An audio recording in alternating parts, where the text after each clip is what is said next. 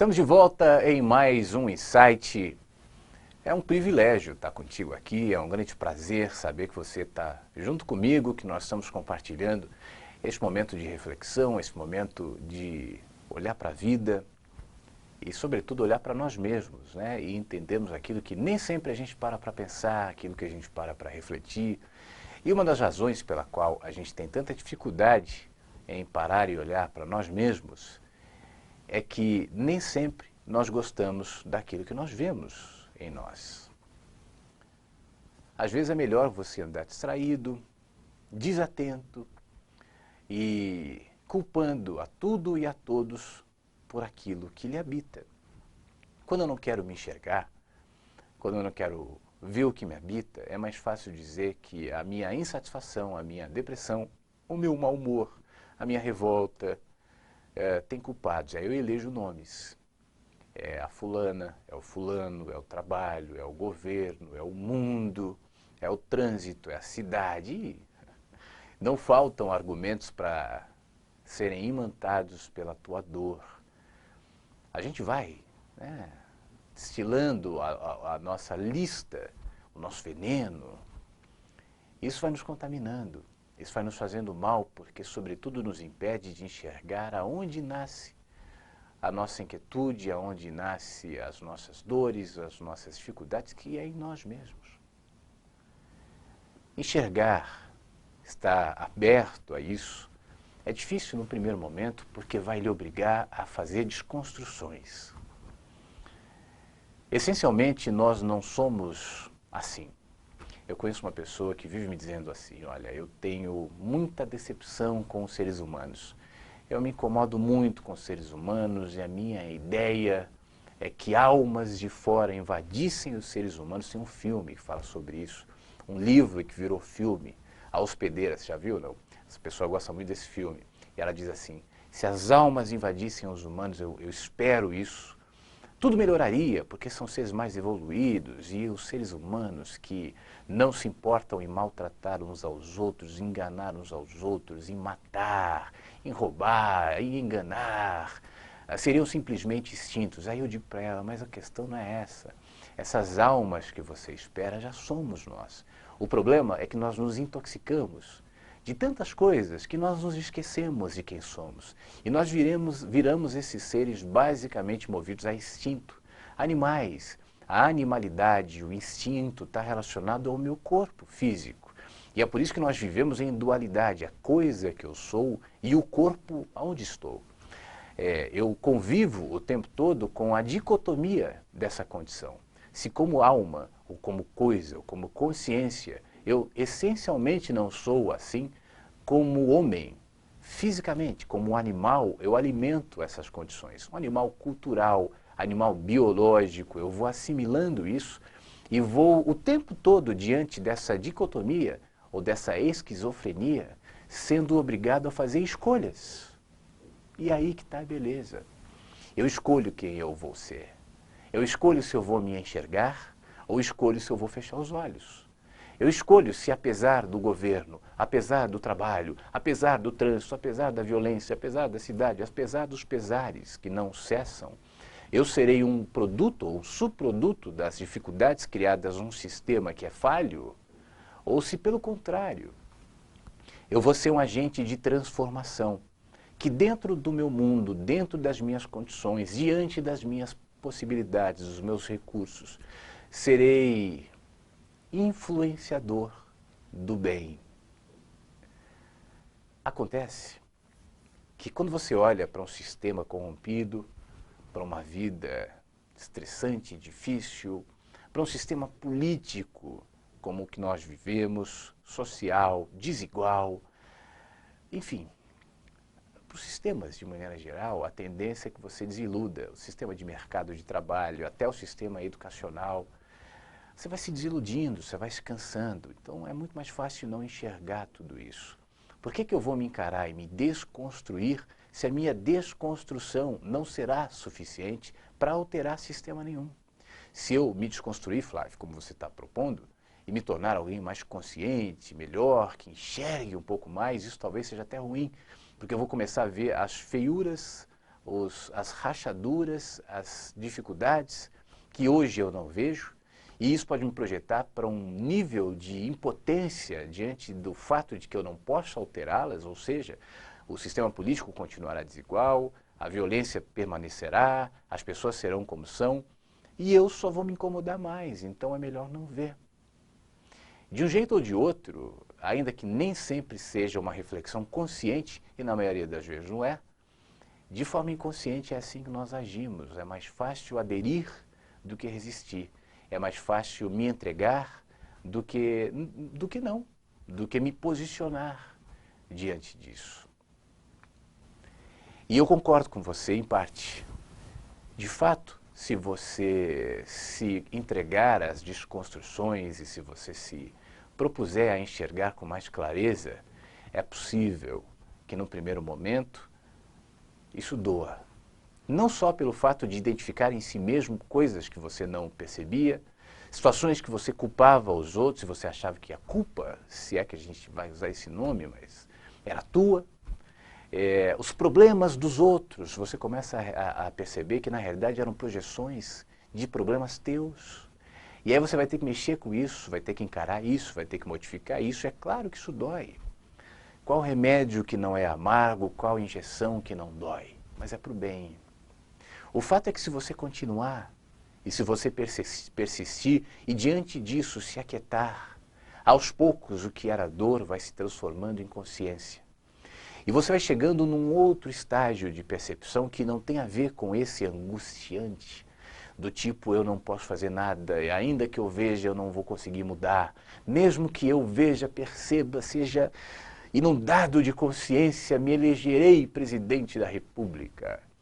Mas o que um presidente da República pode fazer com o Congresso, com o Senado, com o sistema político que nós temos? Pouca coisa. E você tem razão. Mas você começa a perceber que as verdadeiras modificações não estão no macro. A mudança do sistema não está necessariamente numa ideologia que empurra uma e que se coloca no seu lugar. Nós já falamos até sobre isso mais detalhadamente em um dos insights. Mas a mudança dos sistemas está nas pessoas.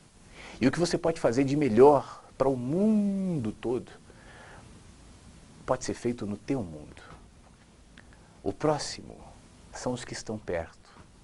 A modificação de mentalidade, a promoção de consciência, a caridade, a ajuda, o bem que você pode promover como ser humano para toda a humanidade tem muito mais força e eloquência e poder quando é projetado nas demandas que se apresentam no seu dia a dia como oportunidades para que você seja humano, para que você seja amor. Cada oportunidade de vida, cada experiência, chame eu ela de boa ou de ruim, cada situação que eu passo é uma oportunidade para que eu seja humano. E nessa doação, já falamos sobre isso também aqui, como ser humano, doação de vida, doação de olhar, doação de presença, doação de atenção, doação de acolhimento, de cuidado, de ouvidos. Eu me humanizo, eu me torno mais sensível para você. E eu vou percebendo que as grandes movimentações não se restringem, não se concentram, não se limitam a grandes movimentos históricos, políticos, sociais. Mas todos esses grandes movimentos históricos, políticos, sociais, que têm algum tipo de impacto real na sociedade, começaram de pequenos movimentos, de indivíduos que perceberam, de indivíduos que não guardaram para si mesmo a percepção e os movimentos de abrangência de consciência e foram nas pequenas respostas e demandas da vida reproduzindo isso até que numa cadeia maior cada atitude desencadeasse em algo maior. Mas isso não está no meu controle e nem no teu e tampouco importa. O fato é que você pode ser humano aí onde você vive, nas demandas, nos acontecimentos e nas oportunidades que se adensam no seu caminho e que você nem vê. E que você não percebe, tão preocupado que está, tão desatento que está, tão desalmado que está. Olhando somente para o próprio umbigo, amedrontado, egoísta, totalmente submerso numa cultura hedonista, numa cultura consumista, ao ponto de não enxergar mais aonde estão os reais valores e as verdadeiras oportunidades para que você seja humano. Talvez perceber isso num primeiro, num segundo momento também gere em você um sentimento de solidão. Você sabe por quê? Imagina um computador, um vírus, um corpo estranho no teu corpo, os anticorpos, o antivírus, que instintivamente, se eu posso usar isso para computador, se posiciona para expulsar aquele corpo estranho. A nossa sociedade, sem reflexão, também é assim. Quem se coloca como ser que enxerga, quem se coloca como ser que vê, em algum momento da caminhada, vai enfrentar resistência. A resistência pode vir daqueles que você ama, pode vir da sua família, pode vir da sua mulher, pode vir dos seus pais, pode vir dos seus filhos, pode vir do seu grupo, dos seus amigos, das pessoas que frequentam a mesma religião que você. E invariavelmente isso acontecerá, e não é que as pessoas querem seu mal, não é que as pessoas estão se colocando como resistentes para te atacar, mas elas estão programadas para serem assim. No mundo distraído, no mundo sem reflexão, no mundo que vive e que tem a sua economia, por exemplo, sustentada nisso, e que tem as suas peças, as suas estruturas sociais, sistêmicas, baseadas na irreflexão, é importante que os que refletam, os que enxergam, os que têm consciência, sejam de alguma maneira inibidos nesse sentido. Então, de um jeito ou de outro, nas várias configurações e nos vários grupos que você pode frequentar, a resistência virá. Mas eu também quero lhe trazer uma boa notícia. Você não está sozinho, não. Tem muita gente que pensa, talvez não exatamente como você, as pessoas não são exatamente iguais e nem precisam ser, e que bom que não são, mas que alimentam a mesma inquietude diante da vida, que alimentam os mesmos espaços de consciência, as mesmas questões, as mesmas perguntas, os mesmos anseios, as mesmas percepções. E se você se aquietar diante da angústia de tentar provar para tudo e para todos, aquele ser que tenta catequizar, que tenta converter, que tenta doutrinar, se você se pacificar diante disso, trazendo essas descobertas, essas iluminações para você, para o teu contexto, para o teu silêncio, para a tua paz, para a tua vida, naturalmente você se movimentará na direção de tudo que se conecta a você. O equilíbrio que a gente busca na vida, ele se vincula sempre ao equilíbrio que se estabelece como realidade dentro de mim. E o contrário também. Quanto mais desequilibrado estou, mais desequilibrado em todos os sentidos fica a minha vida. Há uma harmonia, há um vínculo natural e sempre real e sempre presente entre aquilo que eu sou e o que eu vivo. Portanto, aquiete-se diante disso também. Não tente provar para tudo e para todos, não tente convencer ninguém de nada, não tente ser messias de nada. Aquiete-se em relação às tuas percepções, às tuas descobertas, às tuas inquietudes. Porque a tua paz gerará em você um olhar que se reproduzirá em novos passos, em novas perspectivas, em uma nova maneira de lidar com a vida, com o mundo, com as pessoas, em reprioridade, num outro jeito de trabalhar, num outro jeito de ter amizades, num outro jeito de viver, em outros anseios, em outros valores, em outras expectativas, e elas vão diminuindo, porque você vai percebendo quantas expectativas geram frustração. E você vai percebendo que, no fim das contas, todas as coisas, aquilo que eu chamo de bom ou de ruim, cooperam para que eu enxergue, para que eu me torne consciente, para o meu bem. Então, diante disso, a expectativa de que seja assim o assado também diminui, porque eu me pacificarei. Pacifique-se diante da vida e não tenha medo das desconstruções. Entregue-se a esse processo com paz, com consciência, sem culpa, sem acusações e sem pressa.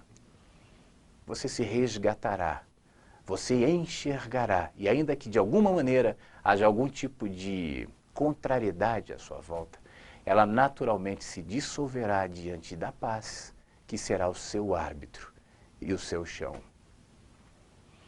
Olha, o nosso programa fica por aqui. Você pode assistir a esse programa e a outros no site Alma e Consciência TV, está aqui no vídeo aparecendo. E quando você quiser ter acesso ao nosso conteúdo. Aliás, esse conteúdo também está na webradiovagalume.com, o site também está aparecendo aqui. 24 horas de programação, boa música, muita reflexão, e eu estou ao vivo das 8 às 10 da manhã na Web Rádio Vagalume, de segunda a sexta. Se você puder, acesse de qualquer lugar do mundo e a gente vai construindo essa caminhada juntos também, tá bom? Pacifique-se, cuide-se, fique bem. Semana que vem, mais um insight aqui para você. Até lá!